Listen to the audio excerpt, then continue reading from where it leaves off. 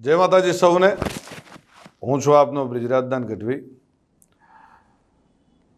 થોડાક દિવસોથી એક જે વિવાદ ચાલી રહ્યો છે, એક ભાઈ એમના સંસ્કાર મુજબ જેમ આવે એમ બોલી રહ્યા છે।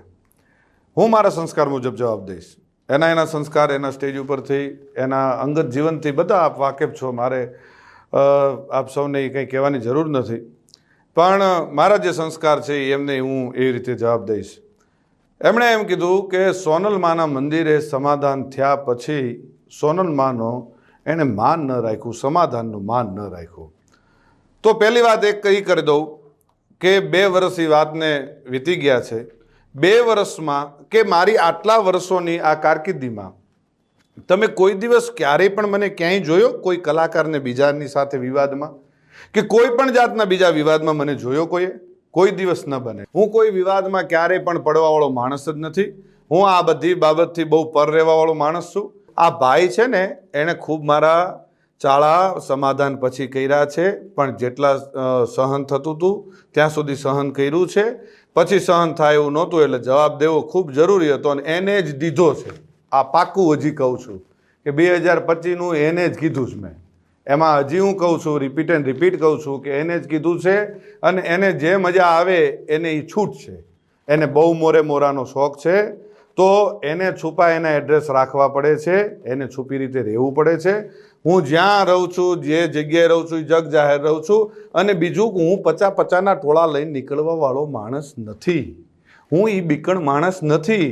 મારે કોઈ બોડીગાર્ડોને બધાને કોઈ કોન્ટ્રાક્ટ ઉપર રાખવા પડતા નથી। આપણે રાખવા પડે છે। આપણે 50-50 100 જણાને છેલ્લા કાર્યક્રમમાં આપણે 200 જણાને લઈને ગયા હતા, એ ખ્યાલ છે ને?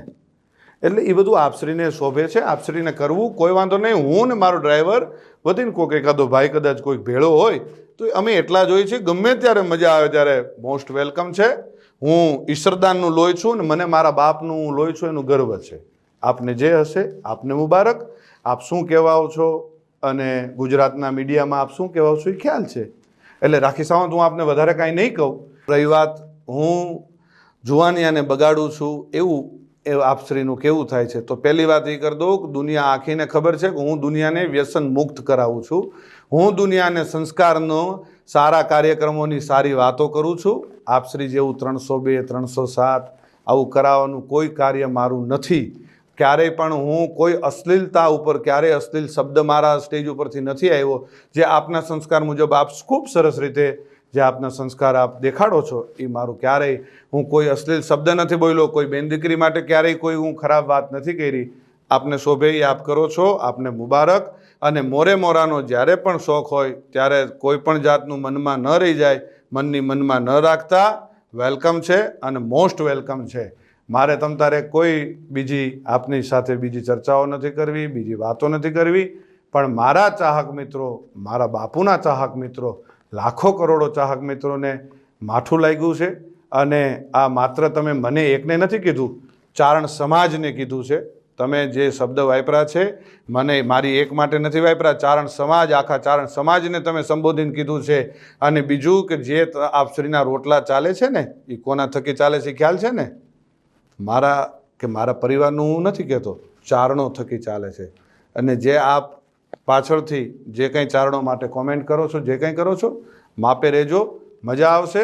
બાળકોને બાયું ચડાવવાની કે જુવાનિયાને બાયું ચડાવવાની શીખવાડવાની વાત કરો છો, તો એ તમારે ઓલો બાળક જે આવીને બોલે છે એ કોણ? એ કોઈને ખબર પડે? એ સ્ક્રિપ્ટેડ છે આ બધું, એ નથી ખબર પડતી?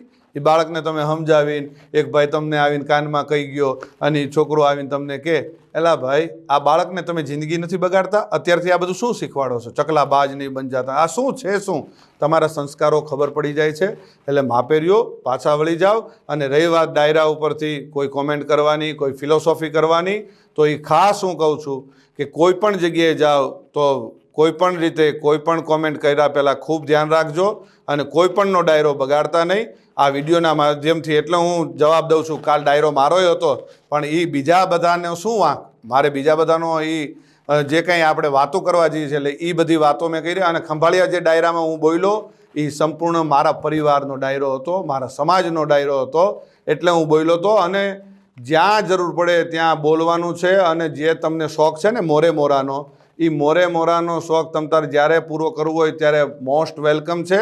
આવી જજો મોજથી, મનની મનમાં ન રહી જાય એનું ખાસ ધ્યાન રાખજો. અને જેને લાગુ પડે એને નહીં, હું આપ શ્રીને જ કહું છું. શું? આ બ્રિજરાજદાન ઈશ્વરદાન ગઢવી આપ શ્રીને જ કહે છે, એટલે આ ખાસ વાતને યાદ રાખવી હો. અને જે ચાળો કરતા હોય ત્યાં કરવો. જૂનો રાફ ન છેડીએ એમાં જાગે કોક જડાગ. જે રાફડા કદાચ શાંત હોય એમાં હાથ ન નાખવા કે આમાં આપણે, અને ઝેરનું પારખું નકો જોવું હો. છોટો ઉંમર હોય પણ નાગ ન છેડીએ, અને ઝેરનું પારખ્યું નકો જોવું. નાગના ચાળા ન હોય, નાગના બચ્ચાના ચાળા ન હોય.